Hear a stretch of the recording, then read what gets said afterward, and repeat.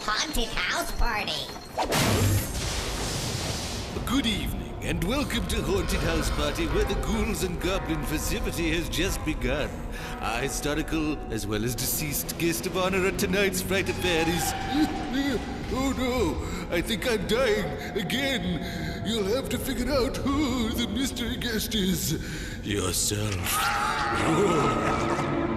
Oh, this is some party. Reminds me of the one I threw back at Independence Hall in Philly. Of course, everyone there was alive. Well, my good man, how are you this fine and dreary evening? I beg your pardon? Oh my, sorry, milady, I'm not wearing my bifocals, which I, of course, invented. Perhaps I might interest you in an evening's walk, as it's a beautiful night for kite flying. You couldn't pay me enough to go out in a night like this. What if I were to give you this $100 bill? It's got my picture on it. Well, I do declare. A declaration? Let me sign it immediately. Like the one I signed in 1776. Who do you think you are? Why, I'm... Wait! Let's review the clues. He signed a famous declaration in 1776. He invented bifocals so people could see both near and far. He flew a kite into a lightning storm to attract electricity, and his face is on the $100 bill, even though he was never President of the United States. That's right, he's... I'm Benjamin Franklin. Now, if you don't mind, the lady and I must get back to the party and boogie. That's all for now. See you next time on the Haunted House Party.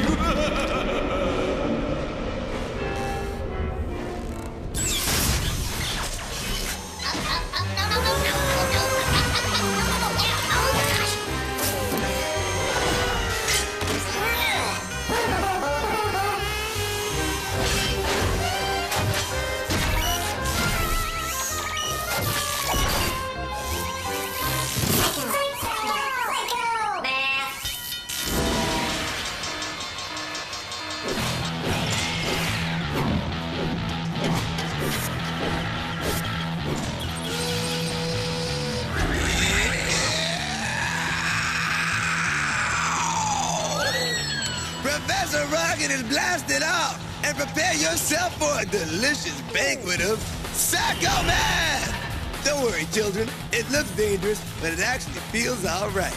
Now, here's how Psycho Math works. I'll show you an equation, but instead of numbers, I will show you some pictures. Now listen up. You figure out what numbers the pictures stand for and solve the problem.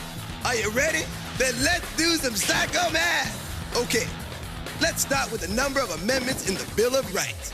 My favorite amendment, the freedom of speech. Blah, blah, blah. Then add it to the number of suits in a deck of cards.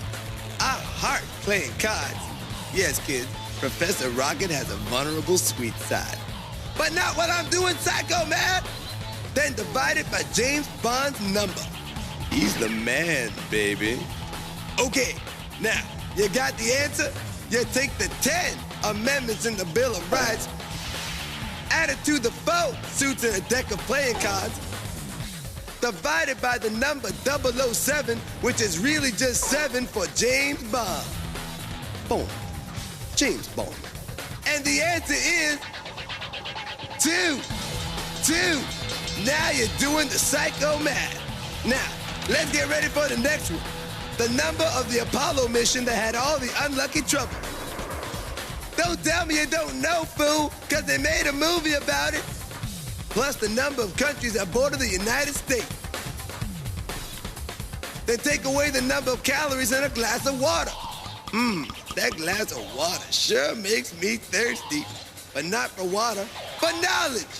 Now, have you solved it? We got the number 13 for the Apollo mission, plus the 2 countries that border the United States, Canada, and Mexico. Minus 0 calories in water, which all comes to 15. 15. That number is so hot, I'm burning up. Okay, here's the final one. You ready? You better be ready, because the rocket is about to blast out. Take the number of consonants, not the vowels, just the consonants, and include the Y. Then subtract the number of blank strikes in your row. By the way, Professor Rocket never strikes out in baseball. Why? Because I'm the scorekeeper, that's why. Plus the number of black balls in a game of pool. What you get? Let's wrap it up. There are 21 consonants, minus 3 strikes in your route, plus 1 black ball in pool, my favorite, the 8-ball, equals 19. 19. You're leading me. Now scooch along, because Professor Rocket has to make up future psychomath. That's right, children. Psychomath does not grow out of the ground. It goes out of my head. Professor Rocket's out.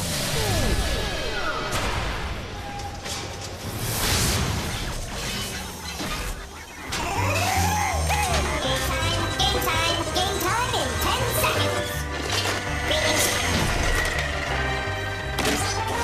Game quality under control.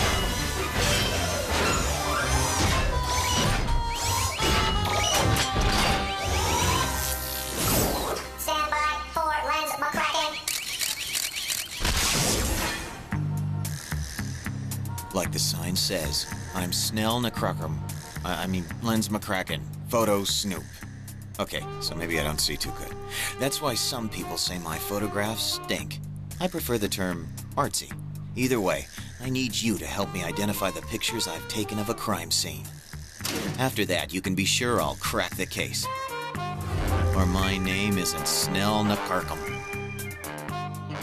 I like to call today's mystery the case of the missing chihuahua that, went missing. Let's take a look at each of these 3 photos. Our first clue, and already this case is going to the dogs. Too bad, too, because my mind's working like a house on fire. Maybe this next clue will get us rolling. Okay, maybe not. But the wheels in my head are beginning to turn. Or maybe that was just my stomach talking. All this work's making me hungry, and the last clue isn't helping matters. I've got it! If I look at all the pictures together, then I've still got absolutely no idea what's going on. That's the kind of deductive reasoning I'm famous for. Well, that and my reliable darkroom computer, the Solutionator.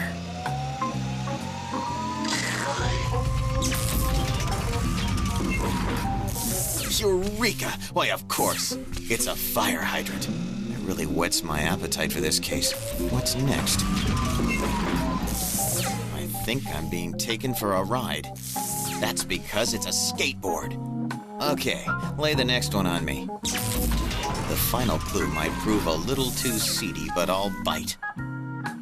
Just as I suspected, a sesame bun. Well, the solution practically speaks for itself. It was a summer day and things were hot. Africa hot. Somebody was using a fire hydrant as a sprinkler to keep cool. Like Africa, only cool. But the water made a lake at the bottom of 18th Street. This skateboarder comes along at top speed and hydroplanes across the water before colliding with Mrs. Schwarzkopf and the hamburger vendor on 12th. Buns went flying, drawing the attention of a passing flock of Canadian geese. The geese made off with the buns, accidentally swooping up Mrs. Schwarzkopf's prize-winning Chihuahua Ernie in the process, never to be seen again. Another mystery solved. That's because I'm lEnS McCracken. Photo Poons. Snoop.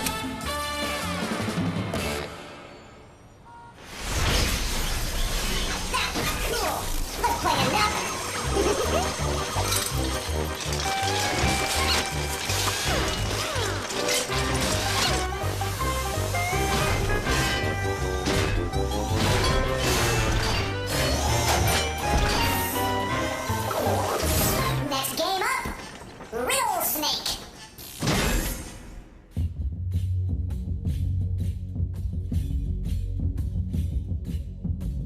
In the dark dark and mysterious recesses of parts unknown, there resides the strange and riddle-wise creature known only as the riddlesnake.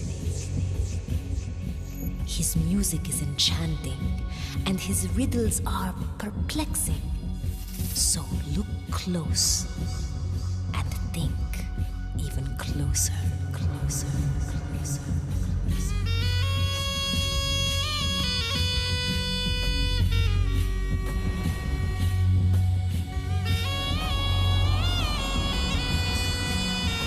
The riddle is, what has 18 feet and catches flies? What has 18 feet and catches flies?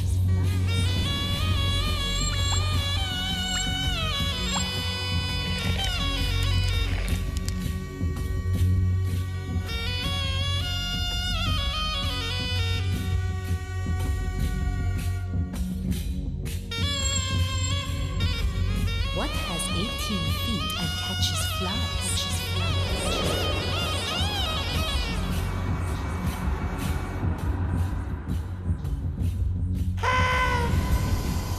And the answer is a baseball team.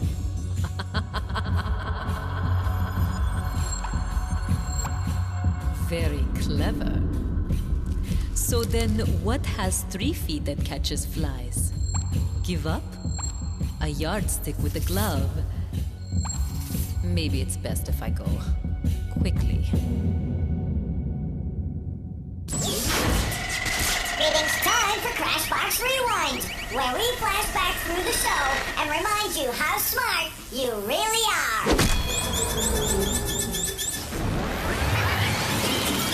We got the number of the Apollo mission that had all the unlucky trouble, plus the 2 countries that border the United States, Canada and Mexico, minus 0 calories and water, which all comes to 15. 15! He signed a famous declaration in 1776. He flew a kite into a lightning storm to attract electricity, and his face is on the $100 bill. I'm Benjamin Franklin.